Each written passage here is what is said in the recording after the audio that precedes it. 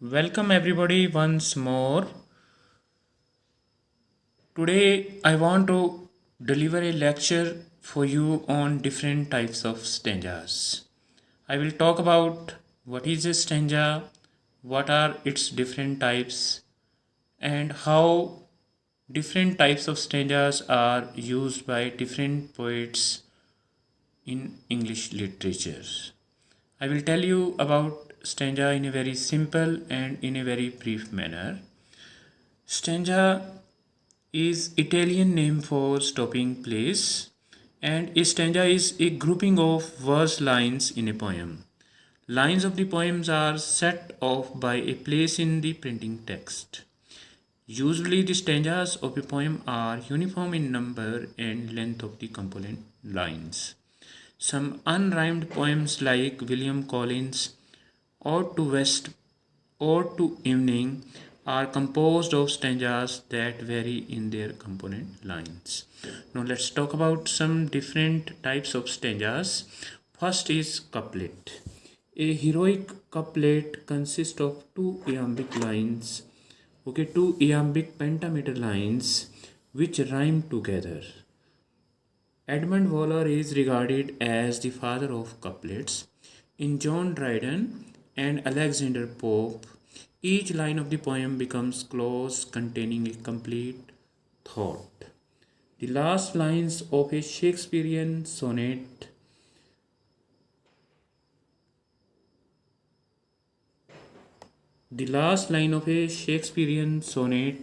are close couplets. Now, second type of stanzas are Octoslavic couplets. It is a verse of two rhyming lines, each of which has 8 syllables. Chaucer's Romaunt of the Rose and S.T. Coleridge's Crestable are good examples of octosyllabic couplets.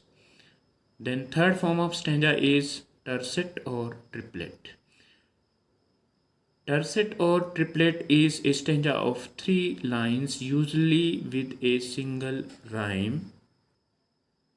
The line may be of same length of or else of varying length.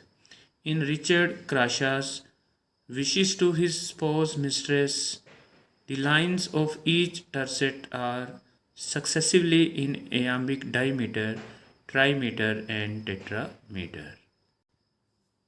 Now let's talk about fourth type of stanzas. Fourth type of stanza is called Terza Rima. Okay, I forgot to tell you an example of tercet.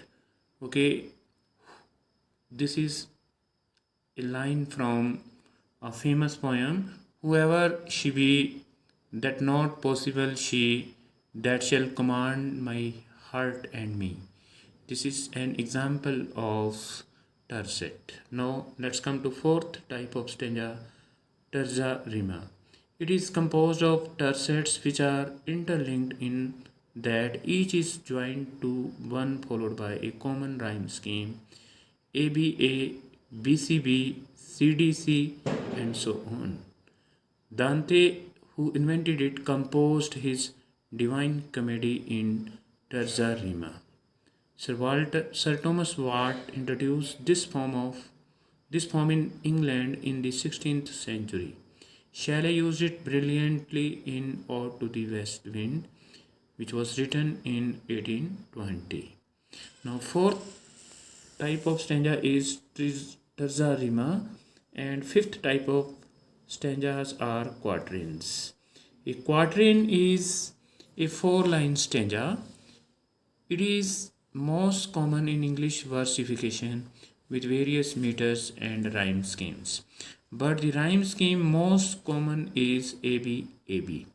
Thomas Gray wrote his elegy written in country churchyard in heroic quatrains with the rhyme scheme ABAB. Now, fifth type of stanza is rhyme royal. It was first used by King James I of Scotland in about 1424. It is a 7-line iambic pentameter stanza with a rhyme scheme AB, AB, BB, and CC. Chaucer used it in Troilus and Cressida and other narrative poems. Actually, this type of stanza is very suitable for narrative poems. Now, second last type of stanzas that I want to talk about is Ottava Rima. It is a stanza of 8 lines. Okay, here off will come of 8 lines. 8 lines with a rhyme scheme AB, AB, BCC. It was imported from Italy to England by Thomas Ward. It is most suitable for narrative verse.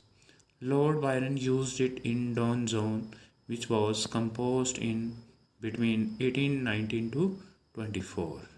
And last type of stanza that I want to talk about is Spencerian Stringer, which is named after the great Elizabethan poet Spencer. Spencerian Stringer is the greatest contribution of Edmund Spenser to English versification. The stanza consists of 9 lines. The first 8 are iambic pentameter and the last line is iambic hexameter, which is also called an alexandrine, with rhyme scheme AB, AB, BC, BC, C. Spencer used it in The Fairy Queen, which he composed between 1519 to 1596. Other examples of Spencerian stanza are James Thomson's The Castle of Indolence, John Keats' The Eve of St. Ignace, Shelley's Adonais, and the last Tennyson's The Lotus Eater, which he composed in 1832. This is all about different types of stanza. I hope that my lecture will help you in answering different type of questions which are asked in UGC examinations, okay, on types of stanzas, different examples, okay. But I suggest you do some MCQ type questions on types of stanzas, okay. How was my video? Please ensure me in the comment box on my YouTube channel Easy English NCERT Learning with Chandrapal. If you like my video, share it with your friends. And in the next, I want to make a video for you on elegies. This all about today. Thank you so much and have a nice day.